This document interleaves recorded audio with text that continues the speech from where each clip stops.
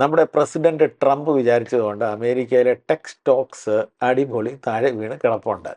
അന്നേരം ഇത് അധികം നാളിങ്ങനെ താഴെ വീണ് കിടക്കത്തില്ല. ഫസ്റ്റ് ഓപ്പർച്യൂണിറ്റി തന്നെ ഒരു റാലി ഇട്ടിട്ട് അങ്ങോട്ടങ്ങ് മുകളിലോട്ടങ്ങ് പോകും.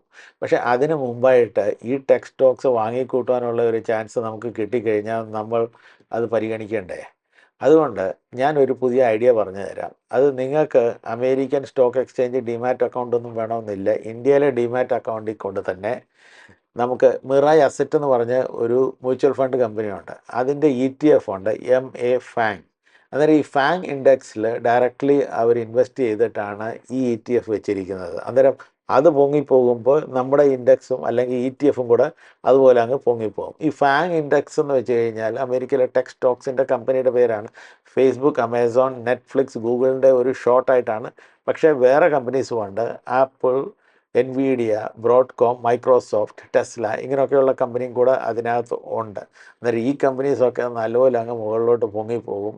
ആ സമയത്ത് നമുക്ക് നല്ലപോലെ ബെനിഫിറ്റ് റീപ്പ് ചെയ്യണമെങ്കിൽ ഇപ്പോൾ നമുക്ക് അതിനകത്ത് ഇൻവെസ്റ്റ് ചെയ്യാനുള്ള ബെസ്റ്റ് സമയമാണ്.